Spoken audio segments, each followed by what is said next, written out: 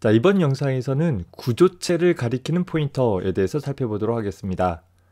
앞서서 구조체를 함수나 배열과 같이 사용했을 때와 마찬가지로 구조체가 포인터와 같이 사용되어진다라고 해도 특별한 것이 일어나진 않아요. 그저 하나의 주소값을 갖고 있는 포인터가 있는데 그 포인터가 구조체를 가리킨다라는 것만 차이가 나는 것이겠죠. 자, 따라서 어떤 PS라는 변수가 있는데 이 PS라는 변수는 주소를 가지고 있는 변수이다 라고 가정을 하고 그 주소에 가보면 포인터의 베이스 타입으로 studentT라는 구조체 타입이 있다 라고 한다라고 하면 즉 PS라는 변수에는 어떤 임의의 구조체에 대한 주소값을 저장해 볼 수 있다라는 것이죠. 예를 들어서 다음과 같은 S라는 구조체가 메모리 1000번째 할당되어 있다라고 했을 때 하나의 포인터 변수 PS로 하여금 현재 1000번지라는 주소값을 가짐으로 해서 현재 이 1000번지에 있는 구조체를 간접 참조할 수 있도록 포인터 변수를 선언을 해보자 라는 거예요. 자, 위에서 본 것처럼 PS라는 변수는 주소를 갖고 있는 포인터 변수이다 라는 특징이 있대 그 베이스 타입으로 studentT라는 구조체 타입을 주었다라는 것만 차이가 있는 것 뿐입니다. 물론 다음과 같이 이미 S라는 이름으로 하나의 구조체를 접근을 할 수 있는데 굳이 포인터를 통해 접근하는 일은 많지 않겠죠. 물론 함수 호출측에서 하나의 인수인 구조체 변수를 함수의 매개 변수로 그 주소값을 전달받아서 사용한다라고 하면 나는 의미가 있을 것입니다. 하지만 하나의 함수 내에서는 다음과 같이 하나의 포인터 변수를 선언을 해두고 그 포인터 변수에다가 다음과 같이 동적 할당된 구조체의 주소값을 저장을 해주면 이제 우리 동적 할당되어진 구조체를 이 포인터 변수 PS를 통해서 접근을 해나갈 수 있게 된다라는 거예요. 자, 다만 동적 할당은 어떻게 할 것인가 살펴보면 역시 stdlib.h에서 제공하고 있는 emolog이라는 함수를 사용을 하면 되되 자, emolog이라는 함수의 인자로서는 할당받을 크기를 지정을 해주면 된다라고 했어요. 자, 현재 내가 할당받을 크기가 이만한 크기인 것이고 이 크기는 바로 studentT라는 구조체 타입에서 각 필드들이 할당받을 크기의 합과 비슷할 것이에요. 자, 따라서 개별적으로 4 더하기 10 더하기 8 해서 22라는 값을 얻어서 사용해 볼 수도 있기는 하지만 사실 이렇게 산술적으로만 더하면 살짝 문제가 있기는 해요. 일단 그 내용은 뒤로 하고 우리는 studentT라는 타입을 sizeof라는 연산자를 통해서 확인을 해보면 즉 studentT라는 타입의 크기라는 형태를 취해본다라고 하면 우리가 할당받을 크기를 정확하게 계산을 해내볼 수는 있을 것이에요. 자, 다만 역시 우리는 구조체 타입을 정의하는 방법에 따라서 지금은 이렇게 써도 상관이 없는데 뒤에 가서 구조체 포인터 타입이라는 것을 정의해서 사용을 하는 경우들도 있어요. 그 경우에는 이렇게 사이즈오브 하고 나서 타입명을 써주게 됐을 때는 제대로 올바른 크기 값이 계산되어지지 못하는 상황들이 발생되어서 구조체를 동적 할당한다라고 한다면 그저 구조체 타입에 대한 크기를 선택하기보다는 다음과 같이 현재 그 구조체 타입의 포인터 변수가 가리키는 곳의 크기를 세매라 라는 표현 방법들을 더 자주 사용하게 되어집니다. 어떤 포인터 변수 PS가 있다라고 했을 때 이 PS가 가리키는 곳의 크기가 얼마인지 또 가리키는 곳에는 무엇이 있는지는 어떻게 확인해 본다라고 했었어요. 실제 PS가 가지고 있는 주소값을 간접 참조해서 여기 뭐가 있는지를 확인하는 것이 아니라 현재 PS라는 포인터 변수를 선언했을 때 그 선언문의 베이스 타입을 통해서 확인을 해볼 수 있게 된다라고 했었죠. 현재 PS라는 포인터 변수는 studentT 타입의 포인터 변수이니까 현재 PS가 가리키고 있는 대상에는 studentT 타입의 구조체 변수가 있을 것이다 라고 확인해낼 수 있다라는 거예요. 다시 말해서 현재 PS라는 포인터 변수가 어떤 쓰레기 값을 갖고 있을지언정 PS라는 포인터 변수가 가리키는 곳의 크기를 셈할 때에는 주의할 것이 현재 우리는 쓰레기 값을 갖고 있는 PS라는 포인터 변수를 간접 참조하겠다라는 것이 아니라 PS라는 포인터 변수가 가리키는 곳을 간접 참조했을 때 그 크기를 확인을 해보겠다라는 것이죠. 따라서 현재 내가 동적 할당해야 할 구조체 변수를 위해 필요한 크기를 정확하게 계산을 해낼 수 있다라는 것입니다. 그렇게 할당받은 크기에 대해서 PS라는 역시 베이스 타입이 스튜던트 T 타입인 포인터 변수의 주소값을 저장해 주게 되어지면 이제 우리는 이 PS라는 변수를 통해서 동적 할당되어진 구조체를 접근을 해 나갈 수 있게 되어진다 라는 것이죠. 자, 우리가 새로 다룬 것은 동적 할당되어질 구조체 변수의 크기를 기존의 이런 타입의 크기를 통해서 설정할 수 있는 방법 말고도 이런 방법도 가능하다라는 것 염두에 두면 되겠어요. 물론 배열에 대한 경우가 아니라 어떤 한 요소에 대한 크기를 얻을 수 있는 경우에 불과한 것이겠죠. 자, 간단한 예를 살펴봅시다. 현재 우리는 student t라는 타입으로 구조체 타입을 하나 정의를 했어요. 일단 문제의 논의를 간단하게 하기 위해서 이름 필드는 문자형 배열을 두어서 구성을 해봅시다. 자, 메인 함수에서 우리는 PS라는 student t 타입의 포인터 변수를 선언을 해주었죠. 사실 student t라는 구조체 타입이 student라는 구조체를 이용한 표현과 동일하기 때문에 이 PS라는 변수는 이렇게 선언해도 이렇게 선언해도 모두 다 같은 의미로 사용이 되어질 것이에요. 뭐 그렇다라고 한다면 우리가 굳이 구조체 타입을 사용하지 않을 이유는 없겠죠. 이렇게 작성하면 뭔가 복잡하잖아요. 하지만 우리는 그저 PS라는 변수는 student T 타입의 변수이다 라는 형태로 좀 더 단순하고 명확하게 표현을 해볼 수 있으라고 봅니다. 자, 더불어서 현재 이 PS라는 포인터 변수가 가리키는 곳의 크기를 한번 확인을 해보려고 해요. 현재 PS라는 변수는 지역적인 변수로 특정한 초기값을 갖고 있지 않기 때문에 그냥 PS가 가리키는 곳의 값을 참조해라 라는 표현은 문제가 있을 수 있어요.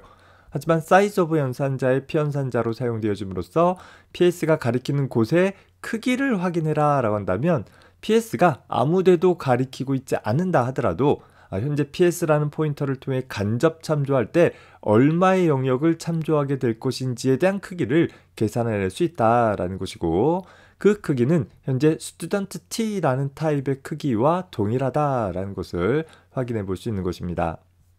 자, 디버깅 모드를 통해서 한번 확인을 해볼게요. 자, 보면 현재 n1과 n2가 모두 다 24라는 크기 값을 갖고 있는 것을 볼 수 있습니다. 현재 정수형 변수와 10개짜리 문자 배열 그리고 더블형 수라고 한다면 4 더하기 10 더하기 8 해서 22라는 값이 만들어져야 되는데 왜 24라는 값이 만들어졌는지 좀 의아할 수 있어요. 자, 이것은 컴퓨터 내부에서 메모리를 접근하는 방식과 조금 연관이 있는데, 자, 예를 들어 봅시다. 메모리 이 부분에다가 student T 타입의 구조체 변수들을 저장을 한다라고 가정을 해봅시다. 자, 편의상 메모리는 1바이트씩 어드레싱 되어져 있지만 4바이트씩 4바이트씩 블럭을 나눠봤어요. 자, 그렇다라고 한다면 이 부분에는 넘버라는 필드에 할당되어진 하나의 정수값이 저장이 되어질 수 있을 거예요. 딱 4바이트 길이로 저장이 되어지겠죠. 자, 그런데 중간에 보면 name이라는 필드는 10바이트에 할당이 되어지잖아요. 자, 10바이트를 할당하기 위해서는 어떻게 해줘야 되겠어요? 4바이트 2개짜리와 그리고 2바이트가 더 필요하게 되어지겠죠. 다시 말해서 이 초록색으로 표시한 부분이 10바이트의 문자 배열을 저장하는 공간이 되어지게 될 것입니다. 자, 여기까지는 뭐 별 문제가 없어 보여요. 그런데 문제는 그 다음에 오는 하나의 더블형 수인데, 더블형 수는 8바이트로 할당이 되어지잖아요. 자, 8바이트를 할당을 할 때 여기서부터 8바이트를 할당하면 어떻게 되겠어요? 현재 2 더하기 4 더하기 2의 값이 되어져야지 8바이트가 되어지게 되고, 결과적으로 하나의 8바이트 데이터를 접근을 하기 위해서 3번의 메모리 접근이 필요하게 되어지는 문제점에 봉착하게 되어진다라는 거예요. 사실 메모리를 1바이트씩 접근한다면 전혀 문제되지는 않을 거예요. 하지만 32비트 시스템에서는 CPU 내부에서의 계산 처리뿐만 아니라 CPU가 메모리로부터 데이터를 입출력할 때에도 4바이트, 즉 32비트 단위로 입출력을 해주게 되어집니다. 자, 따라서 문제점이라기보다는 효율성이 좀 떨어져 버리는 일이 발생되어지겠죠. 그러다 보니까 좀 더 메모리를 효율적으로 접근하도록 하기 위해서 이 하나의 더블형 수를 위한 8바이트를 여기서부터 할당하는 것이 아니라 여기는 비워둔 채로 그 다음에 오는 8바이트의 영역을 하나의 더블형수를 저장하기 위한 용도로 할당을 해주게 되어지는 이런 방법들을 기본적으로 취하고 있습니다. 따라서 현재 하나의 구조체 변수를 저장하기 위해서는 4 더하기 12 더하기 그리고 8이 되어져서 총 24바이트가 할당이 되어지고 그 중에 2바이트는 할당은 되었지만 사용하지 않는 형태로 비워놓는 형태로 취해주고 있는 것이죠. 이러면 하나의 더블형수를 접근하기 위해서 4바이트씩 가져온다라고 했을 때 단 2번의 메모리 조작을 통해서 좀 더 효율적으로 동작할 수 있게 해줄 수 있다라는 것입니다. 물론 컴파일 옵션에 따라서 이 공간을 두지 않고 저장 공간을 최소화할 수 있는 방법으로 컴파일할 수 있는 방법도 있기는 해요. 자, 때에 따라서 이런 중간에 공백이 발생되었을 때 이 공백 부분을 어떻게 처리하느냐에 따라서 다른 프로그램과 데이터들을 공유하고자 한다라고 했을 때 문제가 발생되어질 수도 있다라는 점 좀 확인을 해둘 수 있기 바랍니다. 자, 어쨌든 하나의 구조체 변수를 저장하기 위해서 22바이트가 됐던 24바이트가 됐던 상관없이 현재 컴파일하는 환경에서 PS가 가리키는 곳의 크기를 계산해라 라고 하면 현재 컴파일러 설정에 따라서 필요한 크기만큼을 자동적으로 계산해낼 수 있다라는 거예요. 자, 그리고 그 크기는 스튜던트 T 타입이라는 구조체 타입을 통해서도 얻을 수 있지만 좀 더 확장성 있는 프로그램을 위해서는 구조체 타입을 사용하기보다는 이렇게 포인터 변수가 가리키는 곳의 크기라는 방법을 더 많이 사용한다라는 것도 기억을 해둡시다. 자, 이렇게 동적 할당받은 구조체 변수는 이제 PS라는 변수가 가리키게 되어질 것입니다. 자, 이런 구조체 포인터를 사용을 했을 때 얻을 수 있는 특징들을 먼저 좀 정리를 해봅시다. 자, 구조체 포인터, 즉 구조체를 가리키는 포인터이다 보니까 우리가 단순 구조체 변수를 생성하거나 혹은 구조체 배열을 생성한다라고 했을 때 기본 재료형에 비해서 덩치가 크잖아요. 앞에서 봤던 학생이라는 구조체만 하더라도 24바이트가 할당되어지는 굉장히 덩치가 큰 덩어리더라라는 거예요. 이런 덩치가 큰 덩어리를 위해서 우리가 구조체 변수를 선언을 하면 내가 필요한 정보들을 저장할 전체 영역들이 생성되어지는 데 반해서 구조체 포인터를 생성을 한다라고 하면 지금 당장은 하나의 포인터 변수만 생성하게 될 것이고 그 구조체 변수의 실제 값이 할당되어지는 시점에 가서 동적 할당을 통해 가지고서 구조체 변수 혹은 배열을 생성해서 연결을 해준다라고 하면 좀 더 효율적으로 메모리를 활용해 볼 수 있게 되어진다라는 거예요. 특히 우리 앞에서 구조체 변수를 함수와 같이 사용을 하는 방법에 대해서 살펴봤었죠. 함수의 인수로 구조체 변수를 전달을 하면 인수인 구조체 변수의 값이 함수의 매개 변수로 복사돼서 전달되었었고 역시 함수 안에서 반환되어지는 구조체 변수는 함수 호출축으로 2번의 복사 과정을 통해서 반환값이 전달되어진다라고 했었어요. 소위 인수의 값이 복사돼서 함수의 매개 변수로 전달되어지고 반환값이 호출축의 임시 변수를 통해서 호출축으로 반환되어지는 그런 특징들을 갖게 되어지는데 이 부분을 구조체의 값을 복사받는 것 대신에 구조체가 존재하는 메모리의 주소값을 전달받을 수 있다라고 하면 좀 더 효율적으로 함수로 호출할 수 있을 것이요. 특히 함수 안에서 구조체를 만들어서 반환하는 경우에도 지역적인 구조체의 값의 복사에 의한 반환으로 반환하는 것이 아니라 그저 동적 할당되어진 구조체를 만들고 그 구조체의 주소값을 반환해주는 방법을 통해서 좀 더 효율적으로 구조체를 생성하고 사용할 수 있도록 해줄 수 있다라는 거예요. 자, 다만 주의할 것은 이렇게 포인터를 통해서 구조체를 접근하게 되어질 때에는 포인터 변수를 통해서 주소값을 전달받고 그 전달받은 주소값을 통해서 간접 참조하느냐 하지 않느냐에 따라서 완전히 다른 동작들이 수반되어지게 되겠죠. 따라서 좀 더 세심한 메모리 관리가 필요하다라는 점만 좀 주의를 해주면 될 것입니다. 자, 앞서서 살펴본 것처럼 PS라는 포인터 변수에다가 하나의 동적 할당된 구조체의 주소값을 지정하도록 해서 PS가 동적 할당된 구조체를 가리킬 수 있도록 구성을 해봤어요. 자, 이후 내 강의 자료에서 보면 이 분홍색 영역은 동적 할당된 영역을, 파란색 영역은 지역적인 변수 영역을 각각 가리키도록 할 거예요. 이 작업이 함수 안에서 이루어졌다라고 하더라도 이 변수는 없어지지만 이 영역은 없어지지 않는다라는 그런 차이점들이 있을 수 있을 것입니다. 자, 이렇게 하나의 포인터 변수가 구조체 변수를 가리킨다라고 했을 때, 자, 우리는 이 포인터를 통해서 이 구조체 변수의 각각의 필드에 접근해주는 작업들이 필요하게 되겠죠. 자, 따라서 우리는 현재 PS라는 포인터를 통해서 바로 멤버 참조 연산자 점을 사용할 수는 없을 것이고, 왜? PS는 구조체 변수가 아니잖아요. PS가 가리키는 것이 구조체 변수이기 때문에 PS의 간접 참조 연산자를 통해야 하지만 PS가 가리키는 구조체에 접근할 수 있게 되는 것이고, 그 구조체에 어떤 필드에 접근해라 라는 의미로 멤버 참조 연산자 점을 이용을 해서 접근을 해볼 수 있을 것입니다. 자, 그런데 주의할 것은 여기 괄호를 꼭 사용해줘야 한다라는 좀 번거로움이 있어요. 여기 괄호를 사용하지 않고 그저 별 ps.number라고 사용을 하면 이 표현식에서 현재 갑추정 연산자와 멤버 참조 연산자 중에서 멤버 참조 연산자가 우선순위가 더 높아서 어떻게 해석되어지냐면 PS의 넘버라는 필드가 간접 참조하는 곳이라는 의미로 해석을 하게 되어져요. 자, 문제는 PS가 구조체 변수도 아니니까 멤버 참조도 안 될 것이고, 혹시 멤버 참조가 된다 하더라도 넘버라는 것은 정수형 변수이지 포인터 변수가 아니니까 간접 참조할 수가 없잖아요. 내가 의도하고자 하는 동작들이 일어나지 않기 때문에 반드시 멤버 참조 연산보다 간접 참조 연산이 먼저 일어나라 라는 의미로 구조체를 가리키는 포인터를 간접 참조하는 연산을 먼저 묶어주고, 그리고 나서 멤버 참조 연산을 수행을 할 수 있도록 구성을 해줘야 되는 것입니다. 뭔가 좀 복잡하게 느껴지기 시작하죠.